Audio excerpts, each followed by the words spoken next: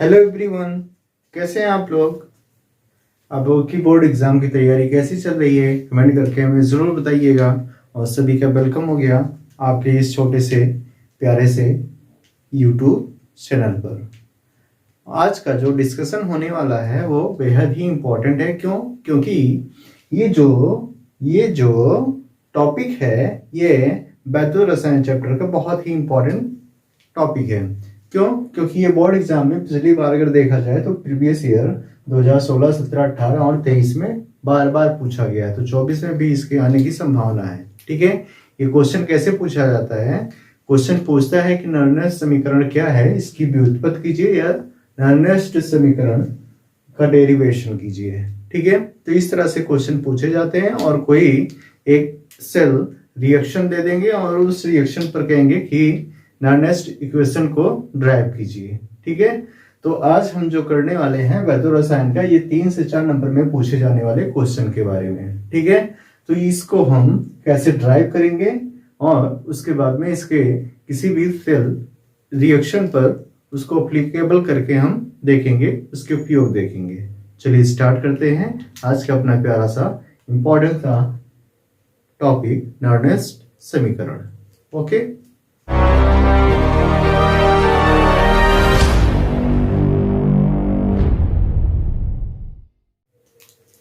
तो ये जो नॉर्डनेस समीकरण है ये बताता क्या है। ठीक है, सबसे पहले हम ये देख लेते हैं कि इसकी यूज क्या है।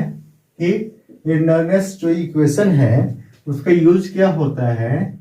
ई सेल ज्ञात करने में इसको हम क्या करते हैं, ई सेल ज्ञात करने में इसका हम यूज करते हैं। ठीक है, to calculate the electromotive force और electrode potential of any cell. Clear? अब बात ये आती है कि ये नॉर्डनेस इक्वेशन जो है ये एक्चुअल में है क्या। ठीक है, तो अगर नॉर्डनेस इक्वेशन की बात किया जाता है तो ये ई नॉट सेल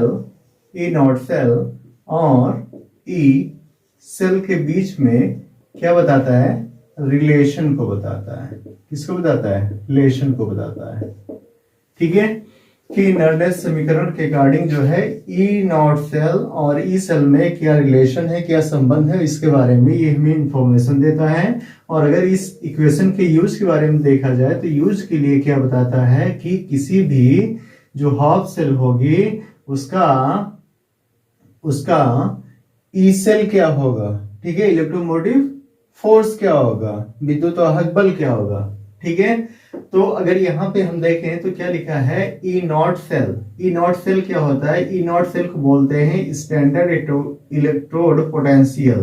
ठीक है, या इसी की अगर बात किया जाए, ये जो स्टैंडर्ड इलेक्ट्रोड पोटेंशियल है वो होता क्या है, तो किसी भी मेटल की रॉड को लेकर के उसी के एक्वस सॉल्यूशन में, ठीक है, और उसकी कंसंट्रेशन कितना हो, 1 मोलर हो, और टेम्परेचर कितना हो, 25 डिग्री सेंटीग्रेड हो। ठीक है, तो ये सॉल्यूशन की कंसंट्रेशन हो गया और ये टेम्परेचर हो गया। और प्रेशर कितना होना चाहिए, 1 एटीएम होना चाहिए। कितना होना चाहिए? 1 एटीएम। अगर किसी भी मेटल की हम रॉड को उसी के कुछ सॉल्यूशन जिसकी कंसंट्रेशन कितनी हो, 1 मोलर हो, अगर उसमें हम डिप कर दें और वहां का टेम्परेचर कितना हो, 25 डिग्री हो, और प्रेशर कितना हो, 1 एटीएम हो, तो वो क्या हो जाएगा, ई नॉट सेल हो जाएगा। मीन्स जिसका विभव कितना होता है, प्लस माइनस 0.00 इलेक्ट्रॉन वोल्ट या वोल्ट होता है। क्लियर?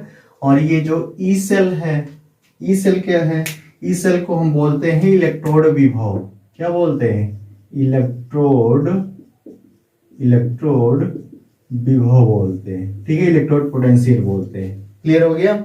तो अब हम ये देखते हैं कि ये नॉर्डनेस इक्वेशन जो है इसको हम कैसे ड्राइव करेंगे। चलिए तुरंत हम क्या करते हैं, इसको ड्राइव करके भी देख लेते हैं।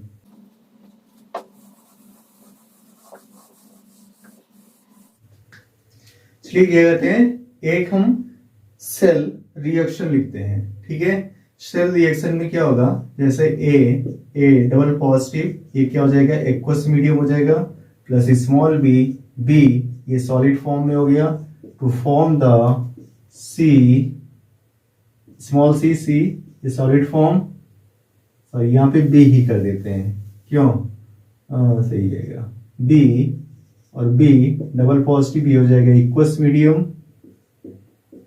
और उसके बाद में A ये हो जाएगा स्मॉल a सॉलिड फॉर्म में। ठीक है, ये सेल इक्वेशन है। अगर इस हम सेल रिएक्शन का इक्विलिब्रियम कांस्टेंट निकालें मींस K इज इक्वल क्या होगा, B डबल पॉजिटिव पावर क्या हो जाएगा B, और A की पावर क्या हो जाएगा स्मॉल a अपॉन क्या हो जाएगा A double positive charge power small a, और यह हो जाएगा capital B power small b। ठीक है, अब ये मिल गया क्या, ये है आपका K मीन्स इक्विलिब्रियम कांस्टेंट है। ठीक है, जो आप कह सकते हैं कि प्रोडक्ट अपान क्या होता है, प्रोडक्ट अपान क्या होगा, रिएक्टेंट हो जाएगा। क्या होगा, प्रोडक्ट अपान रिएक्टेंट। ठीक है, अब इसके बाद में हम कहा चलते हैं फ्री एनर्जी चेंज पर।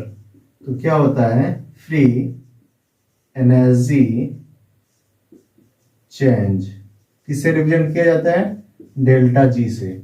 तो डेल्टा जी इज इक्वल क्या होता है, delta G not plus 2.303 RT log Q। Clear हो गया। अब इसके बाद में हम आ जाते हैं कहां पर, गिब्स फ्री एनर्जी पर। कहां आ जाते हैं, गिब्स फ्री एनर्जी पर। ठीक है, तो Gibbs free energy is equal क्या होता है, means delta G is equal क्या होगा, माइनस NF ई सेल। क्या होगा, ई सेल। अच्छा, इसको हम इक्वेशन नंबर फर्स्ट कर देते हैं, इक्वेशन नंबर सेकेंड हो जाएगा। क्लियर। अब इसके बाद में ये तो हो गया नॉर्मली गिब्स फ्री एनर्जी के लिए। अगर इसी को हम स्टैंडर्ड फॉर्म में लिखें तो क्या होगा, delta G not is equal minus NF E not cell. Equation number third हो जाएगा। ठीक है, अब हम क्या करेंगे, सिंपली इन दोनों इक्वेशन सेकेंड और थर्ड की वैल्यू जो है इक्वेशन नंबर 1 में पुट कर देंगे। ठीक है, तो हम ये लिख नहीं रहे हैं क्या, कि समीकरण 2 और 3 का मान समीकरण 1 में रखने पर डायरेक्ट मैं समीकरण लिख रहा हूँ, इक्वेशन लिख रहा हूँ। ठीक है, मैं सब यहाँ पे डेल्टा जी है तो डेल्टा जी के स्थान पे क्या हो जाएगा, माइनस NF ई सेल। तो हो जाएगा minus NF E cell is equal क्या होगा, डेल्टा जी नॉट लिखा है तो delta G not is equal क्या है, minus NF E not cell, minus NF E not cell हो जाएगा। उसके बाद में क्या है, plus 2.303 RT log Q। Clear. अब ये हो गया क्या, इक्वेशन नंबर 4। क्या हो गया, इक्वेशन नंबर 4। अब इसको हम सिंपली क्या करेंगे, इक्वेशन नंबर 4 को माइनस NF से डिवाइड कर देंगे। ठीक है, मीन्स समीकरण 4 को माइनस NF से भाग देने पर। क्लियर। अब देखिए इसको हम क्या करेंगे, भाग देने पर क्या हो जाएगा, minus NF E cell is equal minus NF E not cell plus 2.303 RT log Q। अब इसको हम क्या करेंगे, माइनस NF से भाग दे देंगे। ठीक है, मीन्स माइनस NF से डिवाइड करने पर, तो माइनस NF और यहाँ भी क्या हो जाएगा, माइनस NF और यहाँ भी क्या हो जाएगा, माइनस NF। ठीक है, तो ये माइनस NF ये कैंसिल, ये और ये कैंसिल, और यहाँ पर क्या होगा, ये माइनस है ये प्लस है, तो ये प्लस किस में कन्वर्ट हो जाएगा, माइनस में। नेक्स्ट मिल जाएगा हमें, यहाँ पर क्या बचा, ई सेल बचा। क्या बचा है, ई सेल। मिस हो जाएगा ई सेल इज इक्वल क्या बचा है यहाँ पे, ई नॉट। अब ये माइनस माइनस से भी कैंसिल हो गया तो क्या बचा है, ई नॉट सेल। तो हो जाएगा ई नॉट सेल।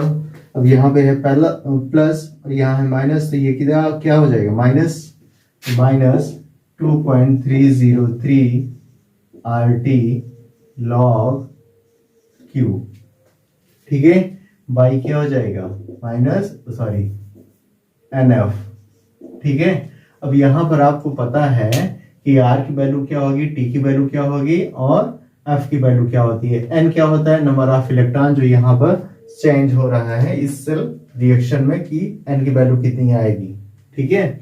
तो हम वैल्यू रख देते हैं कि R की वैल्यू क्या होती है, R इज इक्वल क्या होगा 8.314 joule kilo inverse mole inverse, ठीक है। T की वैल्यू कितनी होगी 25 डिग्री सेल्सियस रखें, या इसी को जब केल्विन में कन्वर्ट करना होगा तो कितना हो जाएगा 298 केल्विन हो जाएगा।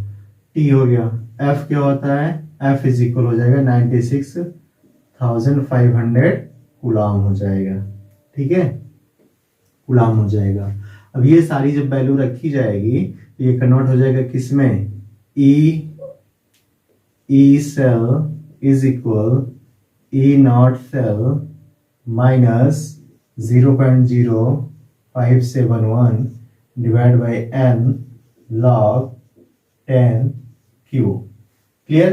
अब ये क्या हो जाएगा E cell is equal E not cell minus 0.0571 upon n log 10 Q, ठीक है।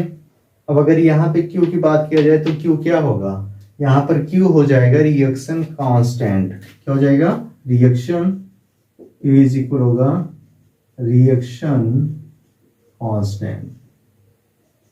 कांस्टेंट हो जाएगा, जो इक्वल होगा किसके, इसी के, ठीक है, K के, मीन्स Q हो जाएगा। अब आपको ये भी पता है कि जब कोई सॉलिड होता है, क्या होता है, सॉलिड होता है या कोई गैस होता है तो उसकी जो कंसंट्रेशन होती है क्या होती है, कंसंट्रेशन हमेशा कितना रखते हैं 1 रखते हैं, कंसंट्रेशन कितना रखते हैं 1। तो अब यहाँ पर जो A है ये क्या है सॉलिड फॉर्म में है, और यहाँ पर B क्या है, ये भी सॉलिड फॉर्म में है, क्योंकि रिएक्शन में देखिए रिएक्टेंट में B सॉलिड फॉर्म में है और प्रोडक्ट में A सॉलिड फॉर्म में है, तो इन दोनों की कंसंट्रेशन कितनी हो जाएगी 1 हो जाएगी। तो बचा क्या B double positive power B upon A double positive power small a, ठीक है। ये वैल्यू हो जाएगी, क्या हो जाएगी, मीन्स ओवरऑल आपका जो नॉर्नेस्ट इक्वेशन होगा E सेल इज इक्वल क्या हो जाएगा E not cell minus 0.0571 upon small n log 10 हो जाएगा। इसी रिएक्शन के लिए क्या हो जाएगा B डबल पॉजिटिव और कंसंट्रेशन कितना हो जाएगा स्मॉल b अपॉन क्या हो जाएगा रिएक्टेंट A पावर 2 और इसकी कंसंट्रेशन क्या हो जाएगी स्मॉल a। या अगर इसी को आप चेंज करना चाहो तो क्या लिख सकते हो प्रोडक्ट अपॉन रिएक्टेंट, क्या लिख सकते हो प्रोडक्ट अपॉन रिएक्टेंट, मीन्स हो जाएगा E cell is equal E not cell minus 0.0571 upon n log 10 product की कंसंट्रेशन अपॉन रिएक्टेंट की कंसंट्रेशन, ठीक है। तो यही क्या हो जाएगा आपका, यही हो जाएगा क्या Nernst equation for this cell reaction. I hope कि आप लोगों की ये समझ में आया होगा। अगर समझ में आया तो वीडियो को लाइक करें, अपने फ्रेंड में शेयर करें, और चैनल पर अगर नए हैं तो सपोर्ट के लिए चैनल को अवश्य सब्सक्राइब करें। कैसा लगा आपको, ठीक है, मजा आया? चलिए मिलते हैं नेक्स्ट वीडियो में, तब तक के लिए बाय बाय, जय हिंद, वंदे मातरम।